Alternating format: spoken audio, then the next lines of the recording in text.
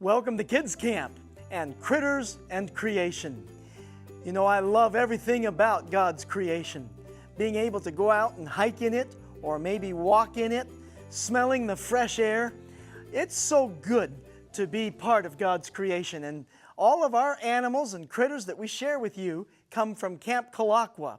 I'm Keith Nelson, your host at Critters and Creation. And today we have a really special treat for you. So you are going to be very blessed. Everybody loves animals, that's true. And even if you love animals, you have a favorite, don't you? How many of you have a favorite animal? Let's see if we can get Josiah's favorite animal. You like puppies? Do you have a puppy, Josiah? No. Well, there's a note. There's something for later. A puppy is a very cute animal and one that's really popular. Do you have a favorite over here? A dolphin. Wow, now that would be hard to keep in your living room, but you should give that a try. Get a dolphin and see how that works out for you. But dolphins are beautiful creatures, aren't they?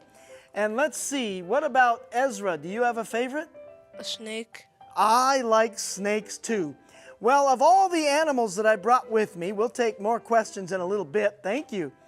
One of my favorite is this time, is the one that we're going to show you today, and his name is Sylvester. Shall we see if we can find a Sylvester around here? So Sylvester is our ambassador to the world of the North American skunk.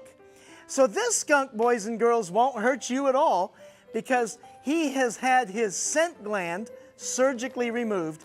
He cannot spray you, okay? You don't need to be afraid of that. Also, he has never bothered with biting anything or bothering anyone. He's a very friendly guy. Why, he even goes and uses a litter box like a cat. Isn't that funny? And so Sylvester here is very used to people. He's probably not used to too many bright lights, but he's going to do just fine.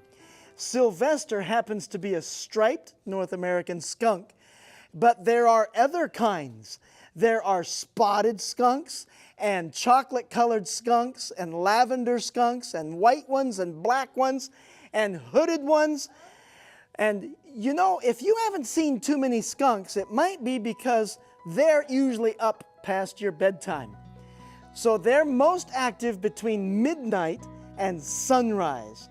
That is way past your bedtime, isn't it? But if you happen to be up during that time and you happen to see one, why, you can just walk with him in the woods in nature.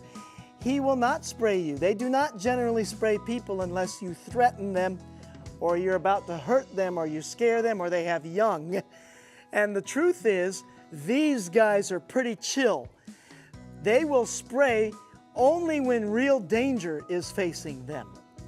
So, when the mother has babies, she will take those babies right up to danger, like maybe a fox or a coyote, and she will show her young how to fend off the enemy. And she'll go lift her tail and spray. She can spray 25 feet pretty accurately, and if she does, that spray is burning foul smell, and it's so irritating that it can cause temporary blindness in its would-be predator. And it can actually stink so bad that your mom or dad might make you stay on the porch for a week or more. And you might have to, you know, bury or burn the clothes they sprayed because you'll never get it out in the washing machine. Jesus made some real cool defense for the skunk. Yes. Has it been cleaned? Oh, yes. This one is real good. Do you have a cat at home? No? How many of you have cats at home? Do you have to give your cat very many baths? No. Do cats give themselves baths? Yes. Right, and so do skunks. Skunks know how to keep themselves clean, but that was a very good question. So we don't have to do too much but clip nails and clean a little bit. This skunk, yes, Mr. Jackson. Can I hold him? Well, we're not going to let all of you hold him, but we will let you pet him in a little bit. Is that a deal? Yeah. All right. Hey, Esmond. Yeah, we're going to let you pet him. Now, this skunk is going to be something to pet because he's kind of got a lot of fur, and you've maybe never pet a skunk before in your life. So we're going to find out from, let's see, when I get to Hadassah, we're going to find out from you what it feels like. So you be ready to describe it, okay? Do you want to pet him? Don't pet him on the head, just on the back.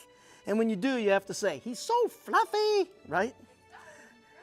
That's right. And He's so fluffy. he is fluffy. Caden, did you want to pet him? Go ahead. He's cuddly. He is cuddly. Here you go, Miss Leah. So the skunk and the skunk family have a natural smell. Even when you remove their scent gland, they still have a little smell. And we're going to ask somebody about that. Hey, Sophia, you want a pet too? There you go. Oh, all right, Hadassah, here we go. You ready? What's that feel like? Really, really soft and fluffy. Like deep soft, right? Okay, Allie wants to pet too, right? So this is a boy skunk, and his name's Sylvester, and he's 2 years old. Okay, David, I understand. Oh, you do want a pet? I was just trying to. Okay, sure. Now, over on this side, I have a different question for you. Let's see. Is this Angie? Angel? Angel, can you smell anything at all? No. No? How about any of you, Mackenzie or Madison? Do you smell anything? No. It smells a little bit musty. But did you want a pet right here? You can pet him. Yeah. Come on up. Okay. So, yes, Cadence has a question over here. Shh. Have you had the skunk? 2 years. We had it since nearly a baby. Yes, Faith. Long can they live? So skunks can live 15 to 20 years, and they are generally calm. They have big claws. Let's see if you can see them. Yes, Allie? What do you feed them? So skunks are omnivores. That means they'll eat fruit, vegetables, greens, and some meat and bugs, maybe even little rodents and mice. Yes, Josiah had a question? What do they like to eat? Yes. So they dig for beetle grubs. A beetle grub is an immature beetle. You see these big claws? Those claws, God designed them to dig apart logs or dig in the dirt early in the morning. Yes, Kylie? How long or how short do you have to cut them to Their nails? Yeah, just right where they are. You don't want too long because then they'll scratch you. Sophia has a question. Who are their enemies? Great question. Sophia wants to know who their enemy is. Really, there's 3 enemies. One of them is the car. They don't do too well on the road. The other is dogs. And the dog family, they don't like them. But they don't usually get hurt by them. The biggest enemy is the barred owl. Do you know why the owl will actually hunt a skunk? Because the owl can't smell very well. And the skunk might even spray, and the owl will say, I don't care. I didn't smell anything. Just like you 3 girls didn't smell the skunk up here. Yes, Madison has a question. How big can they get? This is about as big as they get. I've seen some bigger skunks, but not too much bigger. Yes, Jackson has a question. Can you put him on the table so we can see how tall he is? Well, sometimes he will just jump right off a table, but we'll give it a shot for you here, Jackson, and see how he does. And then I believe we'll take one question from Caden.